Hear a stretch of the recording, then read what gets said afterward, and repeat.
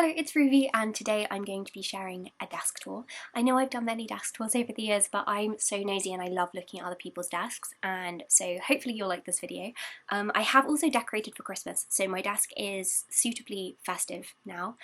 And before we get to my desk, I thought I would show you the other desk that I have in my room, which is a new addition, which is right here. This is a miniature desk, and it's so lovely, and there's a tiny little candlestick and book on the desk too. But anyway, I'm going to show you my desk, and it is my favourite part of my room and possibly my favourite place ever. Over this side I have got a pen pot with some of my favourite pens. I love my fountain pens. This is a Parker pen. I got this when I was 10 and it's still going strong. And then this is my newest fountain pen, which is the Cosy Sport. I also love this pen from Typo. And I love the vintage colours of the Zebra Sarasa 0.5 nib pens, as well as the Pilot 0.5s. This is a V-ball, but my favourites are the high-tech ones. In all honesty, and most unfortunately, this mug is empty, which makes me really sad. I need to go and get some more tea. However, realistically, most of the time that the mug is on my desk, it is empty because I've probably drunk the tea. And then underneath I've got two coasters. And this one is a little Bodleian Libraries one, which was my master's graduation gift from my parents. And then here we have got my mini Paper Republic. This is so cute. This is the A6 one. And I kind of think of my Paper Republics as mini desks or travelling desks. My mini one is basically for commonplaces. There's one. And there's my other commonplace book. Sticky notes, and then of course my academic planner. Here is my to-do list for today, and this is where I will write my to-do list every day. Honestly, this is my favourite planner that we ever did. The illustration on the front is by Jenny Elwyn, who's one of my favourite artists. She has a surprisingly small following as well on Instagram. Like, she's so talented, she's so good, and she posts so much. And so if you've been looking for a new artist to follow, then definitely follow Jenny Elwyn because she's brilliant. But this is the illustration that she did, and this illustration's also on the yearly planner, which is available for pre-order now. By the way, if you are looking to buy a planner with this beautiful design on. Then here, behind my chair, I have a massive stack of notebooks. I have so many notebooks, it's actually ridiculous. Like, actually, it's a problem. And then here I have got my laptop, and my laptop is definitely my biggest essential when writing. This is the MacBook Pro from 2023, I believe. As you can see, it is not the most beautifully organised desktop. I have many files scattered everywhere, which I really should sort. So if we just look down here, the only things I really use when writing are Scrivener, which is the it's like a writing platform, and I use that to actually structure my book because you can make little folders for all the different chapters. I've been using it for like 8 years. And of course, next to it, I've got my web browser, which is here. This is Opera. And my Opera web browser is set up ready to help me research and write, because writing a novel set in the Victorian period certainly requires a lot of contextual research. So this here is my homepage, and it's rather beautiful, if I don't say so myself. These little icons here are basically speed dials to my favourite websites that I use the most when I'm researching. So for example, the OED that I can just reach with one click in a moment. I have also, you might be able to notice, customised my background. If you click here, you can see that there are loads of different options, like ambient, backgrounds, but you can also upload your own, which is what I've done with mine, which is a mood board inspired by my novel. So as ever, I've been down a few research rabbit holes today, but my browser would not reflect that because it is remarkably uncluttered. How is that even possible, you might well ask? Well, Opera lets you create tab islands where you can collate all of your tabs under different themes. This is one on the language of flowers in the Victorian period, Dr. Faustus, and this theme is libraries and fiction. You might also be able to see that I suddenly have this floating library on a pop-out around my screen, and you might rightfully be wondering how that got there. So this is another of my favourite features on Opera, where you can detach a video from a web page, and then it will hover over your screen as you're doing work. I personally like to keep ambient soundscapes like this library one up while I'm working, and I customise it to whatever location is most relevant to what I'm writing about. So just for example, to show you how this works, all you do is you click this little pop-out button at the top, and then it detaches magically. I also often listen to music while I'm writing, and so I use this little music player on the left hand side. I can easily choose here a playlist I want to listen to. I often listen to this one. And then if I just hover here, I can make it detach in the same way so that you can move around your screen and then easily play and pause music while you're working. I love using Opera while writing, and the best bit is it's completely free. And if you want to try it too, then there is a link in the description box where you can give it a go. But anyway, that is my laptop, and now I'm going to show you the rest of my desk. Starting on the other side of my desk, where I have got this pile of things. I have my main Paper Republic. This is the Paper Republic that I use for all my writing, and this is my main writing notebook at the moment. It's the third one I've got through. Paperbound is the working title of the novel, even though it won't be called Paperbound. So far I filled up that at the back and then that at the front. And this is what all the pockets are filled with. Obviously you put them around the bands, but just for convenience sake for right this second I'm not going to. And then I've got two things here as well, which I will show you because this is a desk tour. One of the books which has provided some inspiration for my book is Dr. Cosy by Christopher Marlowe, and this is my beautiful 1993 Folio Society edition, which has these stunning woodcuts in it. And so at the moment I have this on my desk so I can easily access and reference it. And then I've also got my paper tablet, and I mainly use this when I want to annotate a scene that I've written because I much prefer using my hands and physically writing all over a manuscript when I'm editing it. And this saves me printing a whole lot of paper because otherwise in just the last month I probably would have printed like 1,000 pages. For reference, the book is, I think, just under 300 A4 pages. This is how it works.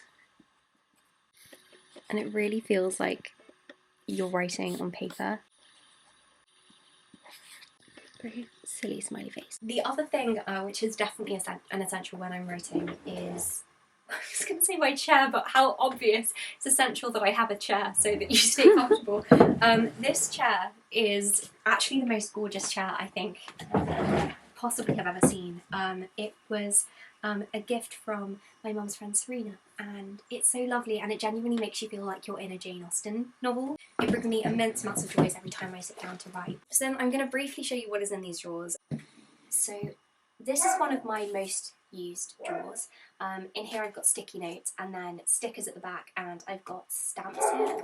My mum and I love using little rubber stamps, don't we, Mum? You look really pretty, but you should say that you like stamps. No, I don't want to be in it. No, but you look really pretty. I really like stamps. Give it back. This drawer is quite messy, but this is for all of my pens, and I really do need to organise that. In here I've got a few more notebooks. I've got my mini printer. These are all the letters that Chris Riddell has sent me over the years. And in the bottom, this is probably my most interesting drawer, honestly. Like, I think I've got my most exciting stationery in here. First, I've got this little Muji box, and in here I've got stamps. These are out-of-use stamps, and I use them for journaling. Then I've got this little wallet where I've got stamps that can be used for posting, and I love ordering special collections ones from the Royal Mail, so I've got these really cute Paddington ones, for example. And then in this little box I keep my favourite stamps that either I've been sent or I've bought. So if I buy a really nice set of stamps, then I might keep a few of them and just keep them here for me to collect. So for example, this was a collection in 2020, and it's basically all of these quotes from the Romantic poets. And in terms of other things in here, all of this is ink. So I've got lots of different inks. I love the diamine inks, which just are in such interesting colours. And then in this little organiser, I've got sealing wax supplies. In this tin, these are sealing wax pellets. All of these lovely seals, wax seals. Most of these are from Note and Wish. And at the back here, I've got my mini letter writing organiser, which is from the 1940s, I believe. So my desk, of course, looks out over the garden, and I love my view so much. Obviously the windows are quite misted, so you can't really tell. But here I've got pens.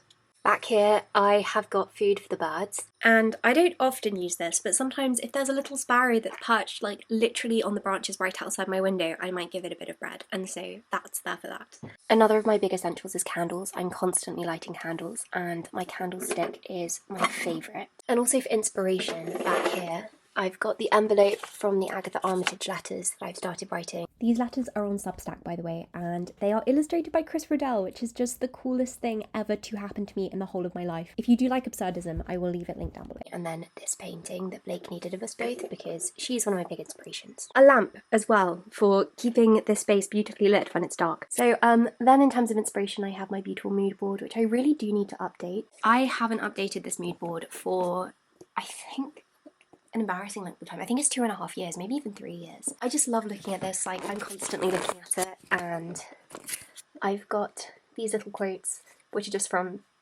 Nature Journal entries that I've written. There's a poem as well that I've written here that I typed up on my typewriter. Oh yeah, actually, very briefly here as well. This is a screwdriver. Dad's screwdriver. Better put that back. Yeah, we need to put this back. Basically, Mum stole this from my dad because she didn't like constantly having to ask where the screwdriver was, so she took it. Put it somewhere safe.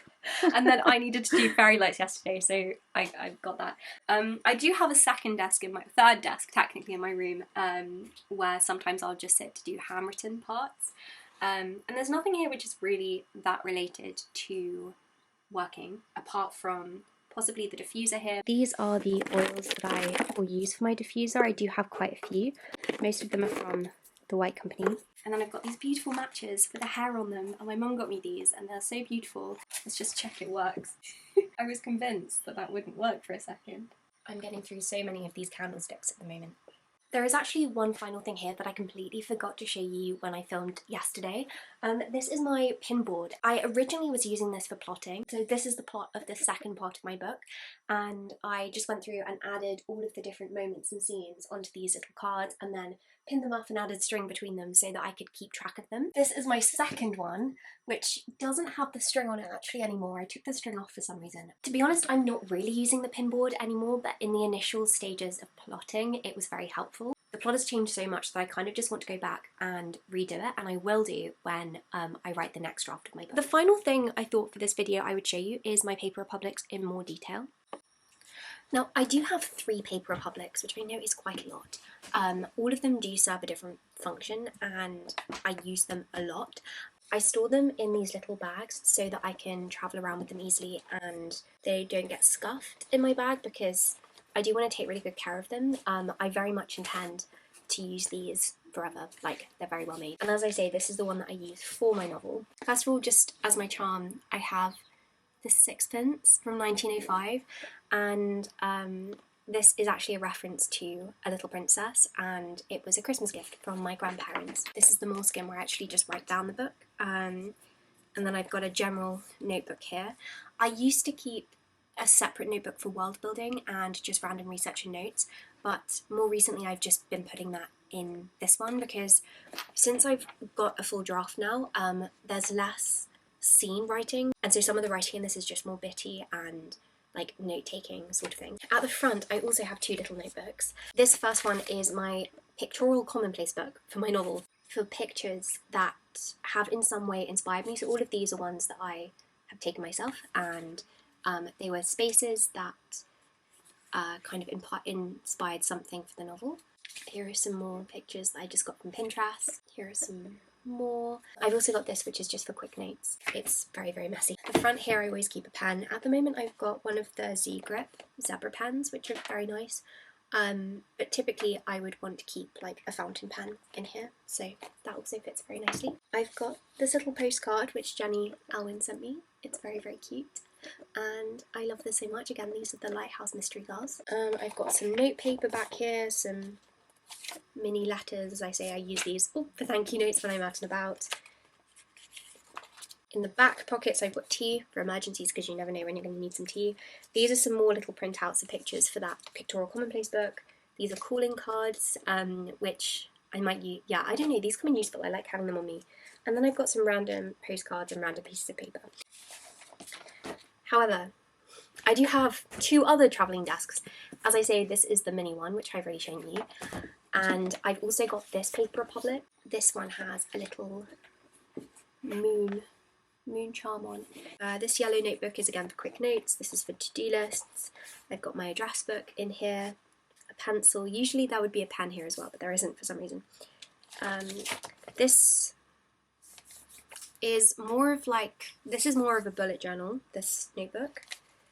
And then this is my personal curriculum notebook for writing down anything I'm researching or learning. And at the back I've got some stamps, I've got some stickers from my stationery shop. I've got some more calling cards. And I had my emergency tea from this one, so I need to restock it. But those are my Paper Republics, and I do very much like them a lot. But anyway, I'm going to end this video here and say thank you so much for watching. I hope you enjoyed it. I personally love watching desk tours. They're some of my favourite videos to watch. I watch so many of them. And I do love my desk so much that I do like sharing it. Also, let me know if you have any video requests for the new year, because I'm just planning content at the moment. I do have some really fun Victorian videos planned because I want to start making more Victorian videos again, like I used to. Because they used to be my favourite videos to make. I just love making them, and so my plan for 2026 is much more Victorian content. But yeah, I hope you're having a lovely day, and I hope that you have more than just a productive week.